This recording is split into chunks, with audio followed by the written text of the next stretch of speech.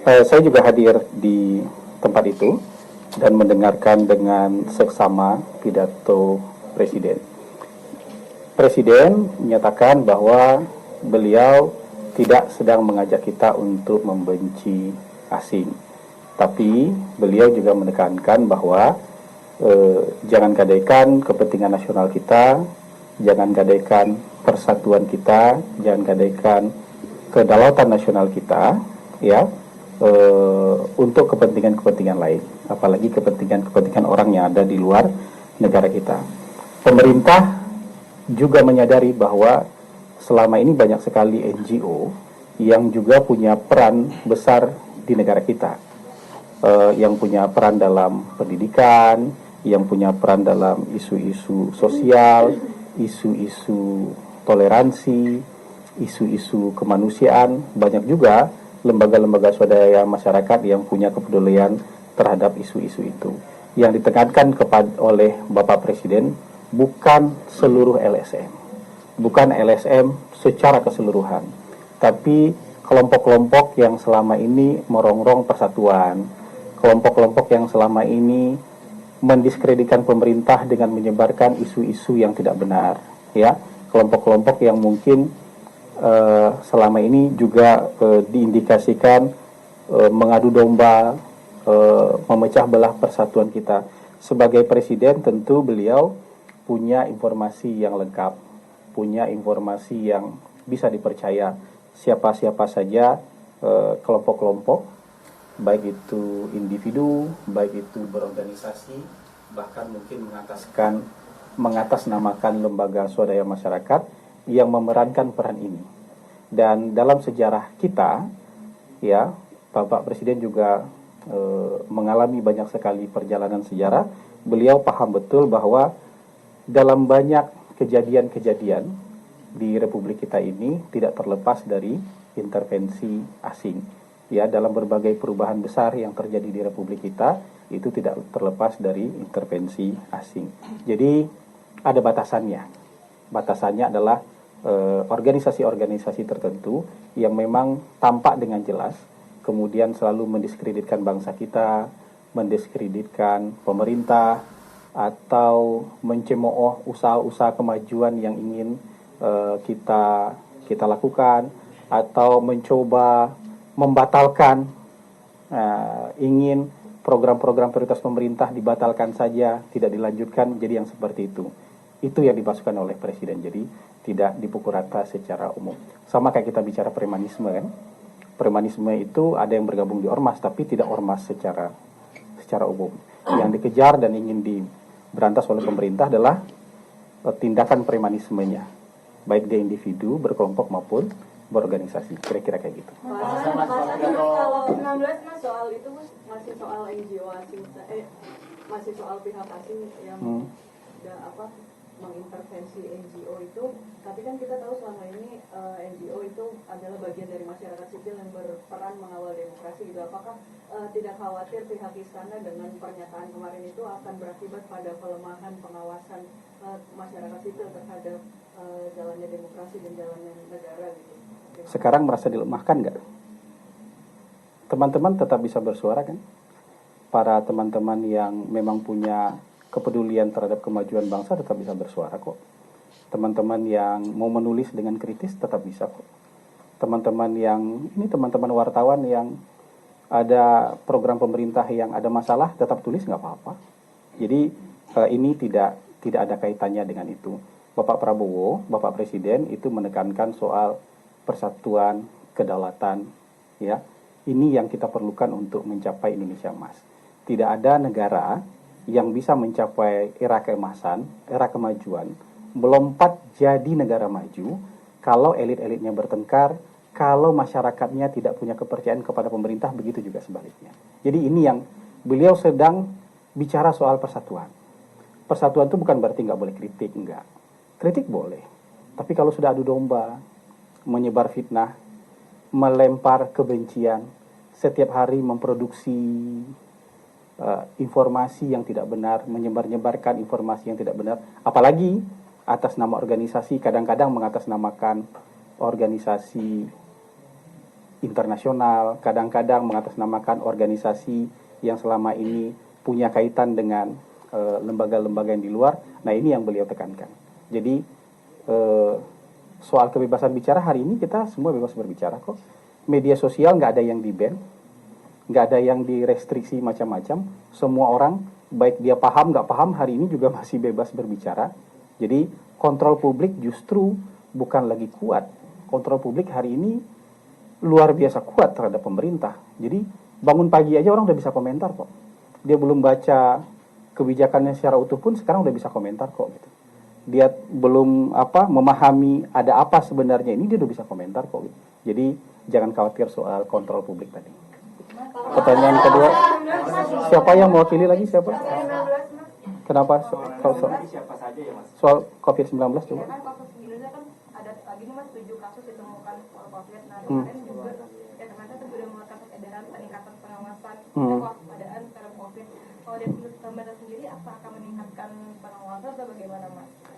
Ya, sampai saat ini kan Kementerian Kesehatan mengeluarkan edaran untuk seluruh dinas kesehatan yang ada di Indonesia. Ini bentuk kewaspadaan. Karena kita sadar di beberapa negara tetangga ada peningkatan kasus COVID lagi. Di negara kita juga ditemukan beberapa kasus positif. Yang tertinggi mungkin minggu ke-19 kemarin 3,68% positivity rate-nya. Jadi kalau dari 100 orang diuji spesimennya ada 3,68 atau hampir 4 orang yang terindikasi positif. Ini bentuk kewaspadaan ya. Jadi mungkin bisa mengingatkan kita kembali ke protokol hidup sehat yang pernah kita jalankan beberapa waktu lalu tahun 2020 sampai tahun 2022, 2023, misalnya kembali membiasakan mencuci tangan, ya, membiasakan diri kalau badan gak enak atau flu, kemudian menggunakan masker supaya tidak menulari orang lain. Belum tentu itu COVID, tapi ini lebih bentuk kewaspadaan. Dan membiasakan diri lagi kalau ada gejala-gejala gak enak badan, pusing, flu, sakit tenggorokan, periksakan diri ke dokter supaya nanti kita bisa deteksi bagaimana penyebarannya yang ada di negara kita. Bagaimanapun kalau sudah ada di negara tetangga peningkatan kasus, kita kan juga harus mulai waspada. Walaupun hari ini kita ngelihat semua masih berjalan baik, kita masih berjalan normal, ini lebih kepada meningkatkan kepedulian kita lagi soal membiasakan kembali hidup sehat, cuci tangan, ya, kemudian hidup bersih, hidup sehat, berolahraga, pola makan sehat. Kalau badan gak enak, pakai masker. Kurangi interaksi dengan orang kalau badannya lagi gak enak. Atau kalau betul-betul gak enak, periksakan diri ke rumah sakit atau ke dokter supaya bisa diketahui lebih lanjut. Jadi ini bukan buat nakut-nakutin, ya. Ini bukan buat menakut-nakuti, tapi harus waspada wajib. Ya, karena kita sudah pernah melewati pengalaman seperti ini, maka waspada itu wajib. Gitu. Pak, ya. Isu reshuffle itu apa itu? Isu reshuffle Pak, ini sudah agak ada menteri-menteri yang saya siap berhentikan gitu. Kayaknya isu ini hangat terus ya, isunya hangat terus.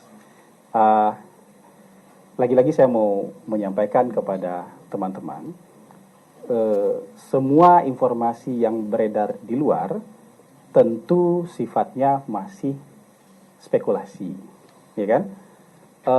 Walaupun reshuffle itu bisa saja dilakukan oleh presiden kapanpun presiden mau, tapi sepanjang tidak diumumkan oleh presiden, ya, tidak disampaikan langsung oleh presiden, karena yang berhak menyampaikan ini kan hanya presiden. Orang yang di luar kan nebak-nebak aja, melakukan spekulasi aja, atau aspirasi. Tolong ganti si ini, tolong ganti sini, itu bisa juga berupa aspirasi. Tapi presiden tentu punya penilaian yang menyeluruh, yang objektif. Apa kelebihan, apa kekurangan, masih dibutuhkan atau tidak, ini masih bisa dipertahankan atau tidak. Presiden tentu punya penilaian yang lebih menyeluruh dan hanya presiden yang tahu. Karena ini hak prerogatif presiden. Jadi suara-suara di luar anggap aja bagian dari bunga-bunga demokrasi lah, ya, anggap aja bagian dari bunga-bunga demokrasi. Apakah akan ada? Ya, reshuffle itu sesuatu hal yang mungkin saja terjadi. Tapi kapan dan siapa orang yang akan terkena reshuffle itu betul-betul hak prerogatif presiden. Presiden umumkan juga kemarin, ya kan? Itu berlaku umum. Jadi kalau tidak bisa mengikuti apa yang diinginkan oleh presiden sesuai dengan tugas mandat, atau tidak bisa menjalankan pemerintahan yang bersih, yang tidak korupsi, yang tidak mencuri uang rakyat, ya sebaiknya mengundurkan diri sebelum saya berhentikan. Kan itu pernyataan presiden kemarin. Ini peringatan secara umum dan itu berlaku buat siapa saja, tidak ditujukan ke orang-orang atau nama-nama tertentu, kira-kira begitu. Bang, izin Pak, terkait dengan IMF Bang, kan ini sudah diproyeksikan angka pengangguran naik sekitar 5% ya Bang. Terus tanggapan dari istana seperti apa? Dan ini kan juga belakangan masih banyak badai PHK ya Bang. Sebetulnya realisasi pemerintah yang memiliki visi 19 juta tenaga lapangan kerja ke depannya seperti apa sih Bang? Sejauh ini update-nya? Ya, analisis dari lembaga-lembaga seperti IMF tentu jadi masukan yang penting, sangat penting bagi pemerintah untuk antisipasi, untuk menjaga supaya kita tetap baik ekonominya, menjaga supaya pertumbuhannya juga lebih baik lagi. Ini masukan lah.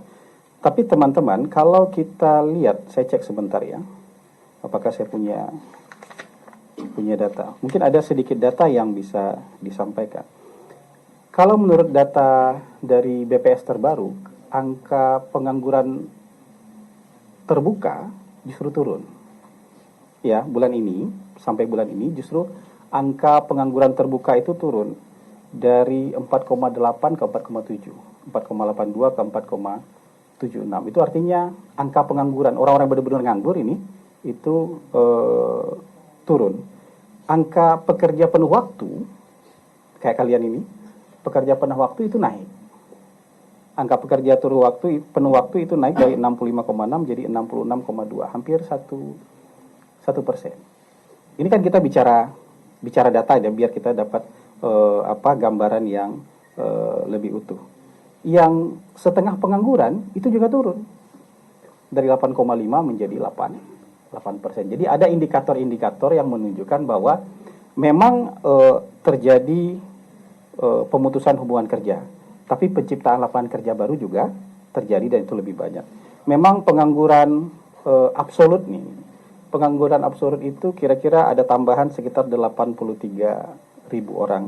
Tapi ini juga tidak hanya karena orang PHK, tapi juga naiknya orang-orang di usia angkatan kerja. Jumlah saya tiba-tiba dari anak sekolah, selesai sekolah jadi angkatan kerja baru kan, belum dapat kerja. Jadi itu yang disebut dengan pengangguran absolut, jumlahnya bertambah 83.000 karena ada usia-usia yang masuk ke dalam usia kerja. Jadi sejauh ini indikator-indikator yang seperti ini kita masih cukup baik dan masih cukup untuk membuat bangsa kita optimis.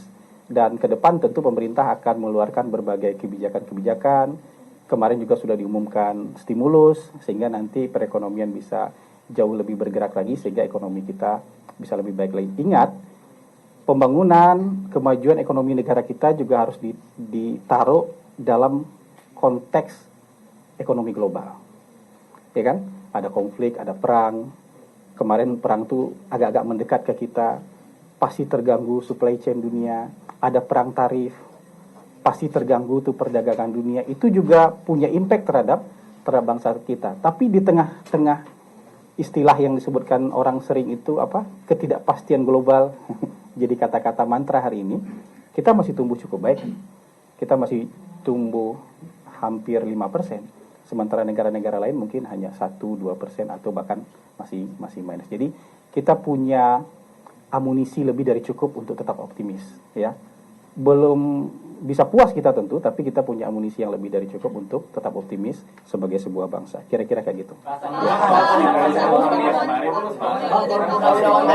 Oke, silakan. Ini kan kemarin stimulus ada 5 dan salah satunya itu nggak diumumin ya Bang, diskon tarif listrik gitu. Ini kan sebelumnya udah diumumkan sama Menko Erlangga, tapi kayaknya dari Menteri SDM tidak ada pembahasan soal itu gitu katanya. Ini apakah ada perbedaan antara dua kementerian soal hal ini gitu?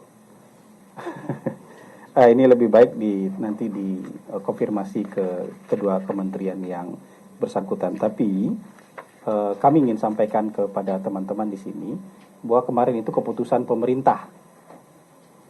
Ya, ada banyak menteri kemarin itu habis rapat terbatas dengan presiden itu keputusan pemerintah.